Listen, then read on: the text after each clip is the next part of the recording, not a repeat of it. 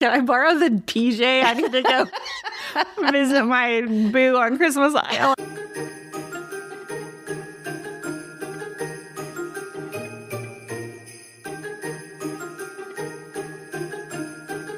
Welcome to Girls Gone Hallmark, a Hallmark review podcast. I'm Megan, and I'm a longtime Hallmark movie fan. I'm Wendy. I'm your former Hallmark hater. Today we're discussing Christmas Island from Hallmark's Countdown to Christmas series. We would love to have you join us. Be our friend on Instagram. We can be found both at Girls Gone Hallmark and Megan and Wendy. Come join our Girls Gone Hallmark Facebook group. You can search Girls Gone Hallmark in Facebook groups or click our link in the show notes. Let's jump right into Christmas Island with a synopsis. All right. When a snowstorm diverts Kate's first private flight en route to Switzerland to Christmas Island, she must team up with an air traffic controller to secure her dream job as the family's pilot. Starring Rachel Skarsten and Andrew Walker. Andrew Walker plays Oliver MacLeod. Andrew needs no introduction. His 85 acting credits include the Curious Caterer series, last year's smash hit 3 Wise Men and a Baby, and an appearance as Hot Guy Mike on an episode of The Big Bang Theory Season 1. Rachel Skarsten plays Kate. Rachel has 44 acting credits, including roles in last year's The Royal Nanny, as well as the character Beth Kane in the Batwoman series. That's right. Kate Drummond plays Helen Sharp. Helen's 68 acting credits are usually a bit of a grittier fare. She had a role in 5 Days at Memorial, a miniseries about a New Orleans hospital during Hurricane Katrina. It's rather horrifying. It's a true story. She also appeared in My Mom Made Me Do It, Pretty Cheaters, Deadly Lies, and Secrets in a Small Town. Her face was so familiar to me, and I could not place her, but I did watch that hospital Hurricane Katrina movie series, so maybe that was it. Hey, hottie alert, Jefferson Brown shows up. Welcome back, Colton Landry. He plays Thomas Sharp. Jefferson has 95 acting credits that include the series The Way Home, When Hope Calls, and The Good Witch. Someone tell us why he's not a Hallmark leading man. Yeah. I honestly was like, whoa, when he came on screen. I didn't know he was going to be in this movie. We have our second appearance from Peter McNeil. He plays Jim MacLeod. Peter has 208 credits, and we recently saw him as the grandfather in Flipping for Christmas. His credits are vast, but he was also in the Good Witch series throughout its 7-season run. Lauren Hammersley plays Maggie. Lauren has only 12 acting credits, but she's made an impression on screen. On Virgin River, she's the character Charmaine, who you both love to hate. Britt Loader plays Callie Sharp. She has 4 acting credits. This appears to be her largest role yet. Christmas Island was directed by David Weaver. His 41 acting credits include a ton of Hallmark movies like Sweeter Than Chocolate and Lights, Camera, Christmas from last year. He's also the director of the Hallmark series Holidays that still hasn't received a release date. This is a series that was announced last year. I assumed that it would drop this holiday season. It's about like a neighborhood during the holidays. It's a scripted series. Where is it, Hallmark? Maybe it just got shelved for... Maybe. Weird. This was written by Samantha Herman. Samantha has 15 writing credits, including Our Italian Christmas Memories and Game of Love, and Mingle All the Way and A Fabled Holiday. Also, Angel Falls, A Novel Holiday is a dark horse of a Jen Lilly movie, I gotta say. It's a good one. I like it. Don't lead me astray with these Jen Lilly movies. You know how I feel. This movie was filmed in Halifax, Nova Scotia during August. Christmas Island is a real place, about 3.5 hours away from Halifax, but no filming was done there. We highly recommend that you check out the video posted by Rachel Skarsten on Instagram, where the cast of Christmas Island recreates the iconic Backstreet Boys music video, I Want It That Way. It was amazing. The production value is high. They clearly had studied Andrew doing his AJ imitation. Impressive. It was good. I do have one more note too. Okay. Did you know that the Christmas tree they made out of lobster traps is an actual real thing they do in Nova Scotia. Did not know that. So I looked it up, and this is what I found. It says, adorned with colorful buoys, twinkling lights, and evergreen bows, towering Christmas trees fashioned out of carefully stacked lobster traps are becoming a regular fixture in fishing communities across Nova Scotia. The traps are then festooned with over 180 wooden and plastic buoys, each painted in a unique pattern pertaining to a local fishing boat and most inscribed with the names of fishermen lost at sea. Well, hey. I thought that was really nice. I actually really like that part of the movie. Me too. And to know that it's real is cool that they like wove it into the story. Agree. I liked it as well. Are you ready for a first impression? I am. Mine is Hallmark does Come From Away. Is that a reference you understand? I know the musical. I've never seen it. So Come From Away is a musical about the town of Gander where a number of planes were diverted on September 11th. It is in Canada. Mm-hmm. Very small town, tiny little airport, and all these planes were diverted there. And it's the story of how the town rallied around these thousands of people that were diverted there to support them while they were displaced.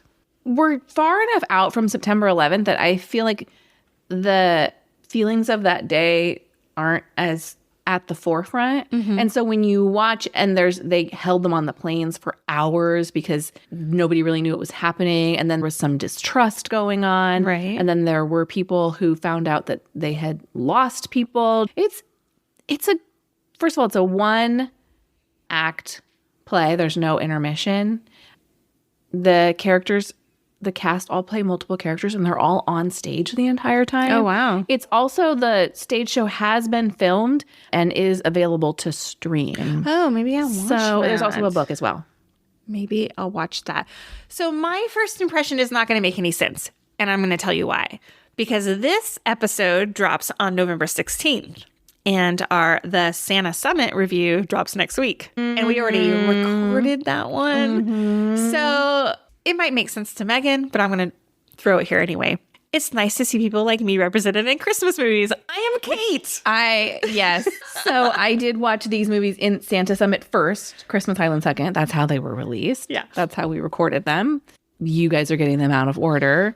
And that's funny that you said that because after hearing you say that, next week, I had the same thoughts about that. All right. Let's talk what we liked about Christmas Island. I really enjoyed this movie for several reasons. Do you want to hear what they are? I do. The first one is it's refreshing to see a strong, capable female as our protagonist in this movie. Mm-hmm. She doesn't need anyone to hold her hand. She doesn't need anyone to bail her out of trouble. The only thing standing in her way is the weather, yes, which I have thoughts on. And I know a lot of people on the internet did as well. The lack thereof. Yeah. I love Rachel Skarsten. Of course, she was in The Royal Nanny. I can't remember if I liked that movie. I think it was okay. It was like we are glad Hallmark tried something. Right. It had some sweet moments. Dan Jeannotte is in it. That was nice. It was not like a runaway hit for me. Okay. So I remember her. She's striking. Her character was kind of almost the same, very kind of stoic at first. Yeah. But then she really loosened up. Not really loosened up, but like loosened up a little bit. Yeah, exactly. I just like her. Put her in more movies. Yeah, she was great. I actually really liked the pairing of her and Andrew Walker a lot. I just kept looking at them on screen and I was like, this is a good match. Yeah, I think so too. Andrew Walker is a delight in this movie. Agree. He's just so goofy and silly and fun. And I feel like he took the character and ran with it. I loved his Tyler Hines homage with the candy cane in the corner of his mouth. You're so funny because when that did come up on screen and he had this candy cane in his mouth, I was like, close, but not quite. Well, he posted a video. I don't know if you saw it. I don't think so. That it was very intentional. It's like side-by-side shots of him in this movie and Tyler in Three Wise Men. He knows what he's doing. It was definitely an intentional moment. We've talked about Tyler and Andrew, as these Hallmark leading men, and I think they're very different. I don't think they're in competition with each other because they're very different. Mm-hmm. Both very attractive, but Tyler Hynes gets this like hot guy edit where Andrew Walker gets like the sweet boy next door edit. And I think Andrew's take on that as like a sillier way of doing things. You know, when he shows up as Belsnickel, which was completely ridiculous, but very charming. Yeah, I have a note about that too. I just thought the way he and his family showed up for this other family and gave them this experience. Nobody wanted to be stranded there. This isn't where they wanted to be. And they really kind of put their lives on hold and brought them in to their world. Yeah. I thought it was very sweet. And he didn't, Rachel Skarsten kind of does that thing that I don't love where she's mean a little bit. Yeah. And I understand that her character was frustrated and she wanted to make a good impression and she was at the mercy of the weather, which she couldn't do anything about. And so she was tough and stayed steady and strong. And well, it's like this, like, you know, the Sharps, the mom, it was indicated that she was pissed at the pilot for the weather, which is not the pilot's fault. And then it's like Kate, the pilot, is mad at Andrew, that's not his name in the movie, because he made the decision that he had to ground those planes. You know what I mean? So it's like they were, what's the word I'm looking for? Like misplaced anger. Yeah, well, and I get that, right? You're in a situation, you can't do anything about it. You want to blame something. You want it to be somebody's fault. You want a solution, there isn't one. So the next best thing is like, I'm going to be mad at you. Yeah. There's nothing I can do to fix this. I'm smart, I'm strong, I'm capable, and I can't do anything in this situation. Right. But I thought it was great that his character just kept like, Oliver's like strong and steady and sweet, even in the face of her being kind of nasty sometimes. Yeah, at first. You know, I thought he really redeemed himself after last year's dismal Three Wise Men.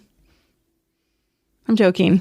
Well, I thought you were going to say something else. I'm joking. Maple Valley. That was dismal. I did find him charming, and I thought he was sweeter than usual with the kids in the movie. Yeah. When he dressed up as Belsnickel, I laughed. I thought that was so funny. Kind of creepy and weird, but like charming, like you said. Like it was, I thought this was a good movie for him.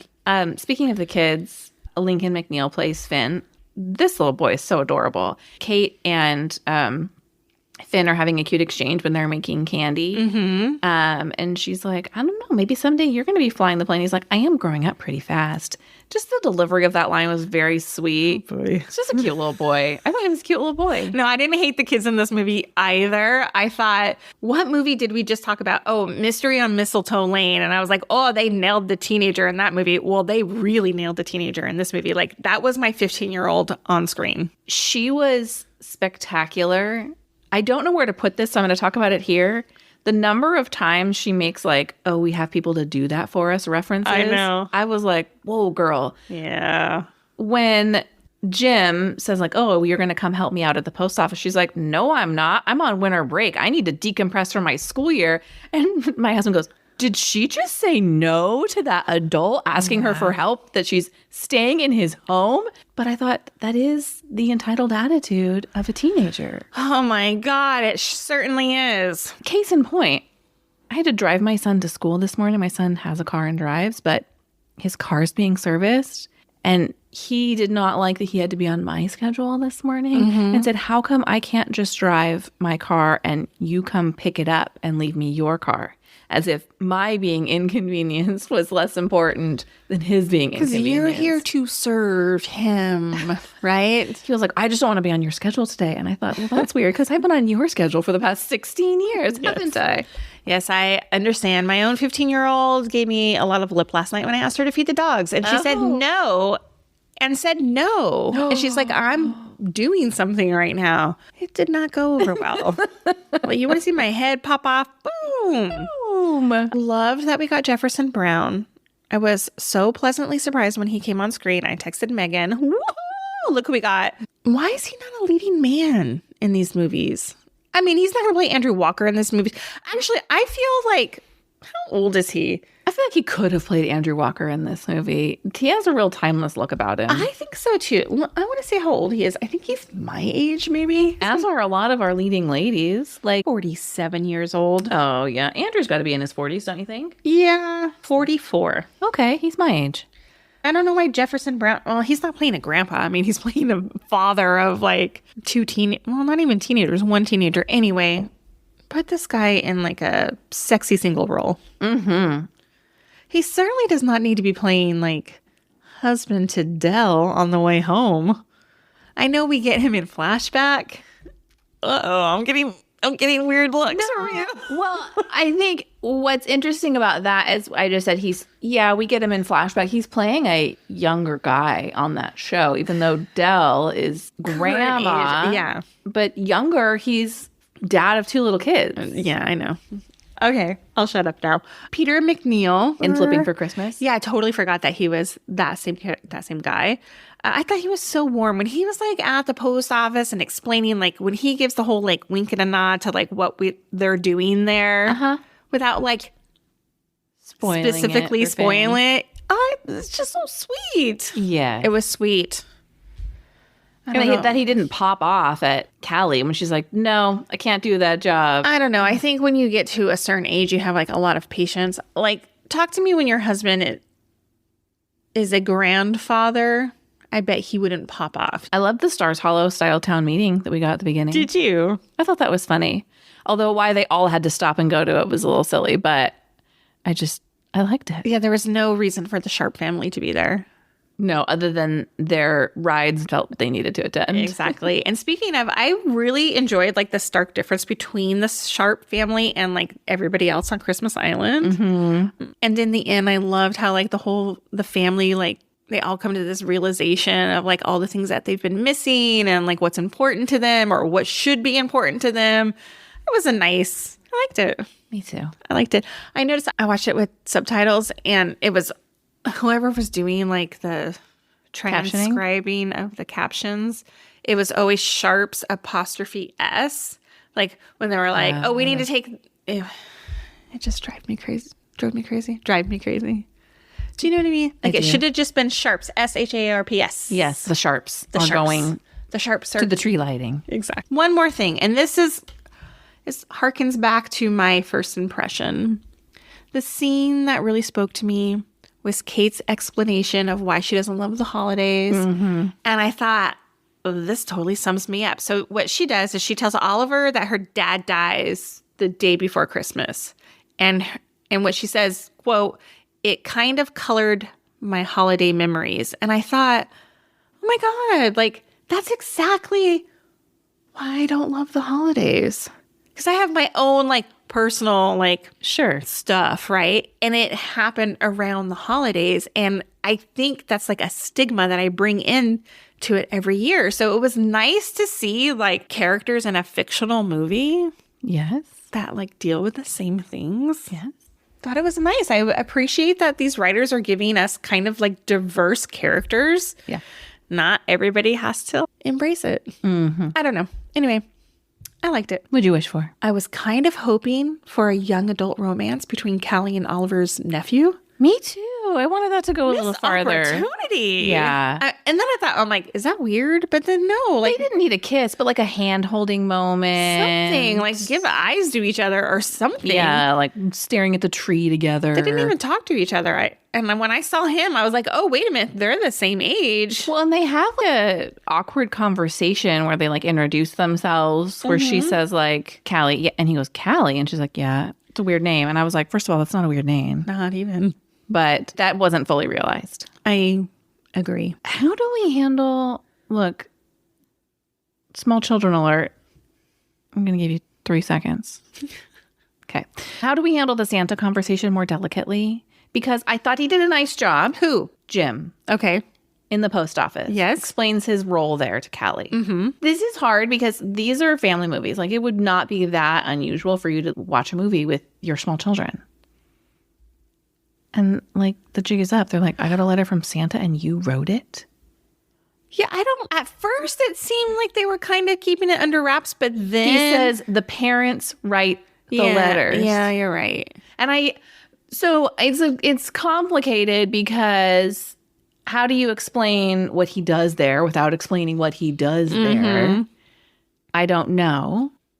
And then it's so funny. They keep it a secret from Finn, but then Finn comes in and helps them. Yeah, that didn't make any sense.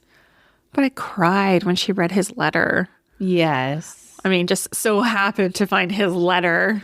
I know. I thought that was very sweet. I thought that was a touching moment. Oh my God, that made me sad. She's like, I do love you. That made me sad. I hated how much of a jerk Kate's co-pilot was to her at first. Like, was that necessary? Yeah, why? Like, why are you being I'm not such even a going to talk dick? to you? Yeah. Can't answer a question? I don't get it. I don't get it. Also, what I wish for, let's talk about the weather. Oh, my. There isn't any. There were days it was like sunny out. Yes. Now, they did say like weather over the Atlantic. Yes. Are we to assume that like there's like the storm of the century happening over the Atlantic that is having no effect on Nova Scotia at all? Yeah. Yeah, I guess.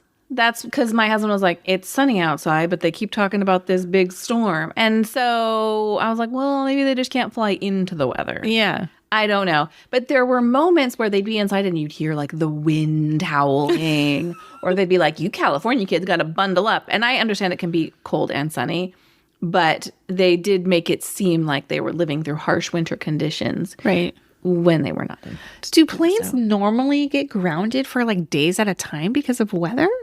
Days? I don't know, but there's definitely like big backlogs during the holidays if there's a big storm. And then, you got to catch up. But I think that's a long time for planes to get grounded. So from what I read, like a lot of people were having a hard time like letting that go. Well, it's such a major plot point. She keeps checking the weather and checking in with her co-pilot and talking to Andrew. Mm-hmm. Andrew. So it is hard when you've got a major plot point and not a minor throwaway one. It's not one case of foamy snow. It's the storm of the century and we can't take off, and yet we're not. Can't they do something in post-production to like... I mean, that costs money. To make it look like there's weather? I mean, big fans blowing their hair around. Just make the skies gray, not like clear blue skies. Sure. I mean, look, I am not trashing this movie. I really enjoyed this movie. I thought it was one of the best of the season. Really? Yes. Is that weird? Nothing's weird. I'm just surprised. Because I liked it. I saw other people say too, like, oh, this seems like an older Hallmark movie. I agree with that. Really? Not in a bad way. It felt very classically Hallmark to me, in a good, warm Hallmark movie kind of way. Got it. Are you ready to move on to Did You See That? Sure. I have a couple. Would you ever stay in someone's home and call downstairs and ask them to send up some coffee? Never. I cannot imagine being in a position where I'm staying in someone's home as their guest. Not it being literally someone has given you their guest room. It blew my mind. Like, how out of touch are you? And Kelly goes, did my mom just order room service? Which I thought was a funny line. Yeah. But there were moments when I thought, are they really this out of touch? She turns around pretty quickly, the mom. Well, and what's funny to me is she tells the pilot, like, now you're responsible for Christmas. Like, our nanny's not here, so you need to make Christmas magic for our children. But would you, if you were the pilot, let's say, and you really wanted this job to become like their full-time private pilot, which also blows my mind, and the woman says, you need to make Christmas for my family now? Like, wouldn't you be like, no, that's not my job. My job is to tend to the jet that's out there. Yeah, she really wanted the job. I don't know. I don't think she wanted to be responsible for that. But I think we saw how much responsibility she was taking for the plane being grounded, even though there was nothing she could do. Right. Can you bring me up a cup of coffee? No, get your lazy butt out of bed. There's coffee in the kitchen, lady. Yeah, seriously. She needed to be woken up a little bit, I think. When they're first boarding the jet, the Sharps have a ton of matching luggage. A ton of it. And maybe you remember the scene. Kate, the pilot, goes, oh, who's going to bring that on? And she goes, oh, wait, that's us, right? Ton, and that's all it is. But a ton of matching cream-colored luggage. Then when they're leaving the Christmas Island home that they're at, they have like these little mismatched black carry-on bags. I'm like, where did those come from? Oh. Yeah. You know, I also think on a transatlantic flight, a private flight, they would have flight crew. Oh, that's my other note. When is the pilot serving hot cocoa? Yeah, no. They have Never. a flight crew. If you're on a private plane, there is a flight crew because the pilot and the co-pilot cannot be responsible. Maybe if you're doing short haul flights, like you've just got a pilot, you're flying for like LA to San Francisco, right? Like 1 or 2 hours, there's no meal service. Right. They might just have like a mini bar situation. But transatlantic, where these people are going to need a meal service and cocktails served, that's not the role of the pilot. I think it plays more on like all the pressure that was put onto Kate in her role to cater to these people. Because had there been a flight attendant on this flight, then that person would have been a third person in the mix to maybe help. Like it would maybe make more sense for that person to be tasked with the holiday activities. Yeah. And poor co-pilot just gets left in the airport for days. I don't understand. I'm going to watch the weather. What, with your eyes? He might have to warm the jet up if they get like the okay. De-ice it? He's not doing the de-icing himself. He's sleeping in the plane? No. They have a bunk room. He's like, I'm going to bunk at the airport. So, which makes sense to me that they would have a bunk room because flights get grounded. People need to be on call. That's not that unusual to me. And I guess given that there was nowhere for him to stay, I just think it's so funny. He's in this closed small town. What's he eating? No idea. It's not like they got a Starbucks open. Yeah, I don't know. The last thing I have is one that you mentioned to me off air. Oliver has a flip phone. I loved when he goes to take a picture of her with a flip phone. I thought, well, that's not going to be a good picture. Do you remember flip phone photos? They certainly weren't high quality that you could print. Terrible. Yeah. I loved it. Where did they dig up a flip phone? And why? Like, there was no backstory on, like, why he had a flip phone. It's just, I know. I think it just lends to his, like, no frills lifestyle. He certainly can't check the weather with that flip phone. No.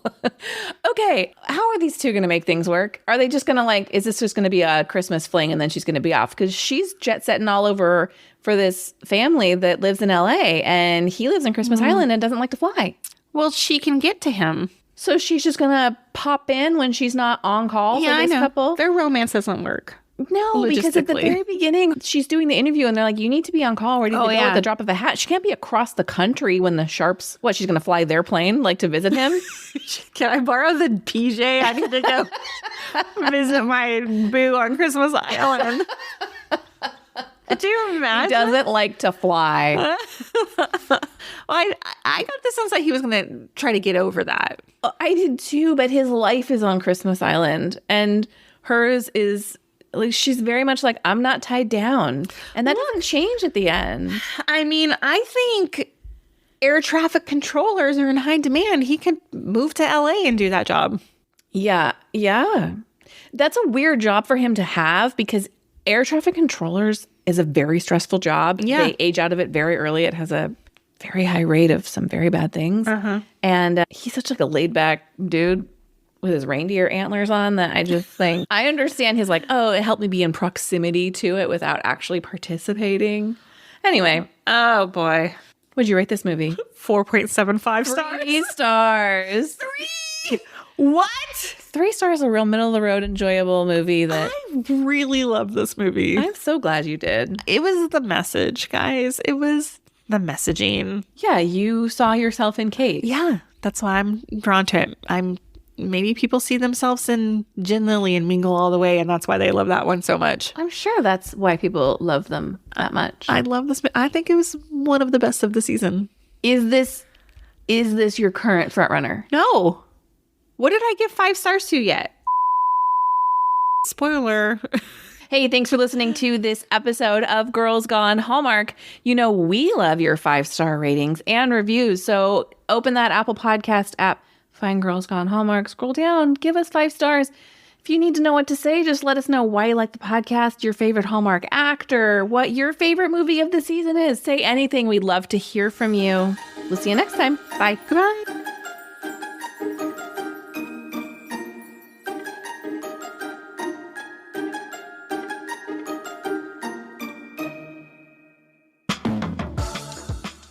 Are you tired of waiting for sparks to fly on your dating app? Do you dream of running through airports to deliver an out-of-breath, unplanned monologue? Then stop doom scrolling and start listening to Meet Cute Rom-Coms. Feel-good love stories that take you from chance encounter to grand romantic gesture in just 15 minutes. We're bringing rom-coms back. Get a brand new Meet Cute series on the first Tuesday of every month, with new episodes twice a week. Fall in love with Meet Cute Rom-Coms, wherever you find your podcasts. Is this where we kiss?